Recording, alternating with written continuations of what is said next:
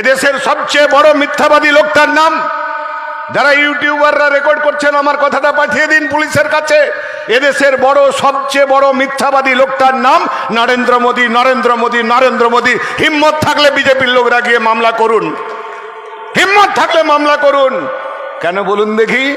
আমাদের কাছে যে প্রমাণ আছে। 2014 সালে পাটনাতে এইরকম একটা জনসভায় দাঁড়িয়ে নরেন্দ্র মোদী বলেছিলেন, নওজওয়ান ভাইও आपका क्या मांग है, नौजवान हमारा दिल का धड़कन है। এইরকম কোণে আপনাদের মতো দাঁড়িয়ে থাকা, মোবাইলে রেকর্ডিং করতে থাকা যুবরা চিৎকার করে বলল, রোজগার চাই, রোজগার চাইয়ে। नरेंद्र मोदी बोलें, ये तो मेरा मन का बात है। सत्ता में आने का 1 साल का अंदर, साल में 2 करोड़ बेरोजगार नौजवान को रोजगार मिलेगा। चिटिंगबाज मिथ्याबादी नरेंद्र मोदी, তুমি ক্ষমতায় আসার পরে 14 কোটির কাজ নিয়ে নিয়েছো। তুমি 2 কোটি বেকারের চাকরি দেবে বলেছিলে, 9 বছরে 18 কোটির চাকরি হলে। এই তমলুকে, এই পূর্ব মেদিনীপুরে, এই পশ্চিম বাংলার পাড়ায় পাড়ায়, গ্রামে গ্রামে কেন্দ্রীয় সরকারের দপ্তরে আমরা চাকরি পেতাম। নরেন্দ্র মোদী কথা রাখেনি। উনি কি বললেন যে আমি কথা দিয়েছিলাম রাম মন্দির তৈরি করে দেব, আমি 24 জানুয়ারিতে রাম মন্দির তৈরি করব। ওটা তোমার কাজ নয় নরেন্দ্র দাস দামোদর মোদী। আমাদের দেশে 3,37,00,000 মন্দির আছে, 26 লাখ মসজিদ আছে। মন্দির, মসজিদ, গির্জা, গুরুদুয়ারা তৈরি করাটা সরকারের কাজ না। আমাদের দেশ ধর্ম নিরপেক্ষ রাষ্ট্র। হিন্দুরা মন্দিরে যাবেন, ভগবানকে ডাকবেন, মুসলমানরা মসজিদে যাবেন, আল্লাহকে ডাকবেন, খ্রিস্টানরা গির্জায় যাবেন, যিশুকে ডাকবেন, শিখরা গুরুদ্বারে যাবেন, তারা তার আরাধ্য দেবতাকে ডাকবেন। আমার তমলুকে তাম্রলিপ্ত বর্গ ভীমার মন্দির আছে, দক্ষিণেশ্বরে কালী মন্দির আছে, কালীঘাটে কালী মন্দির আছে। আপনি সোমনাথে যান, শিবের মন্দির দেখতে পাবেন। আপনি সারা ভারতবর্ষে কোটি কোটি মন্দির আছে, কোন মন্দির তৈরির জন্য সরকার লাগে না। হযরতবাল মসজিদ আছে, জামা মসজিদ আছে, কোন মসজিদ তৈরির জন্য সরকার লাগে না। গোল্ডেন টেম্পল আছে, গুরুদ্বারা তৈরির জন্য সরকার লাগে না, গির্জা তৈরির জন্য সরকার লাগে না। সরকারের কাজ মন্দির তৈরি না।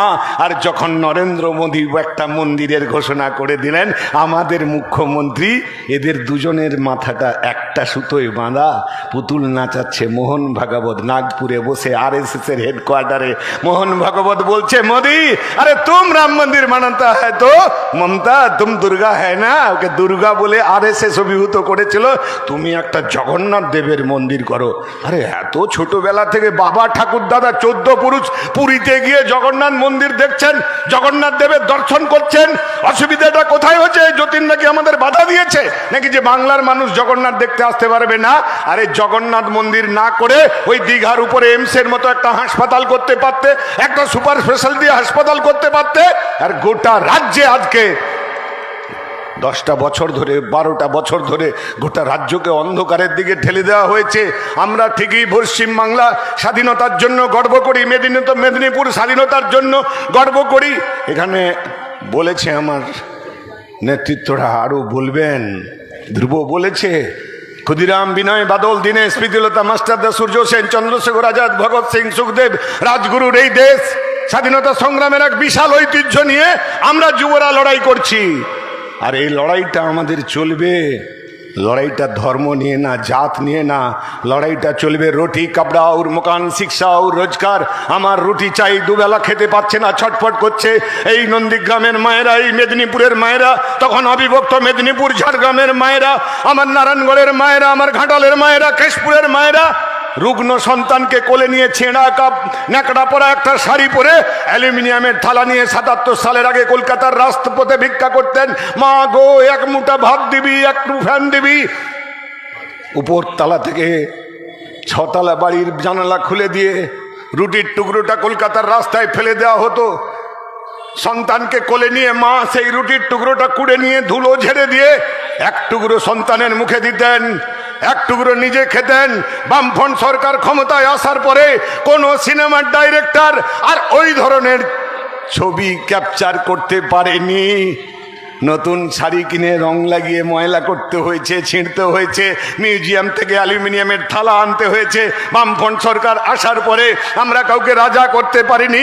মানুষকে দুবেলা দুমুঠো ভাতের ব্যবস্থা করেছি, লজ্জা নিবারণের কাপড়ের ব্যবস্থা করেছি, লেখাপড়ার ব্যবস্থা করতে পেরেছি, SSC করেছি, টেট করেছি, কাজের ব্যবস্থা করেছি। 34 বছরে একটা দাঙ্গা হয়নি। আমাদের মুখ্যমন্ত্রীরা বলেছিলেন, এ রাজ্যে দাঙ্গা করতে এলে মাথা ভেঙে দেব। তৃণমূল ক্ষমতায় আসার পরে একের পর এক দাঙ্গা হয়েছে, আমরা শিল্প করেছি, কলকারখানা করেছি। এই মেছেদার উপর দিয়ে কলকাতা থেকে হলদিয়া হাজার হাজার যুবর পদযাত্রা হয়েছিল পেট্রোকেমিক্যাল কমপ্লেক্স গড়ে তোলার জন্য। সেদিন দিল্লির সরকার বলেছিল অনুমোদন দেব না, আর আমরা পশ্চিম বাংলার যৌবন বলেছিলাম নাকে হ্যাঁ করাতে হবে। আমরা নাকে হ্যাঁ করিয়েছিলাম, আমরা পারি। আমরা যেমন সেদিন হলদিয়াতে নাকে হ্যাঁ করিয়ে পেট্রোকেমিক্যাল কমপ্লেক্স গড়ে তুলেছিলাম, আর পশ্চিম বাংলায় বামফ্রন্ট সরকারটা চলে যাওয়ার পরে হলদিয়াতে দেখবেন যান একটার পর একটা চিমনি থেকে ধোঁয়া ওড়া বন্ধ হয়ে গেছে। কারণ তৃণমূলের তোলাবাজির কাছে কোনো কারখানার মালিক সে আর মাথা তুলে দাঁড়াতে পারেনি, যার জন্য জিন্দালকে চলে যেতে হলো, যার জন্য টাটাকে চলে যেতে হলো।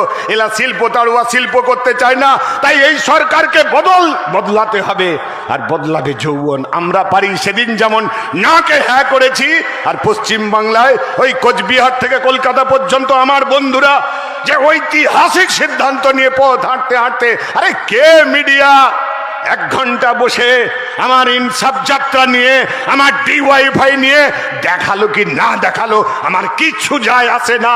এ রাজ্যের একটা টেলিভিশনের সর্বোচ্চ টিআরপি হচ্ছে 29%। শামীমদা ঠিক বললাম না? আর আমাদের টিআরপিটা লাখো লাখো মানুষের কাছে 100%। ডিওয়াইফাই এর টিআরপিটা ওই টেলিভিশনের টিআরপির মতো হিসেব হয় না, আমাদের টিআরপিটা অনেক বেশি।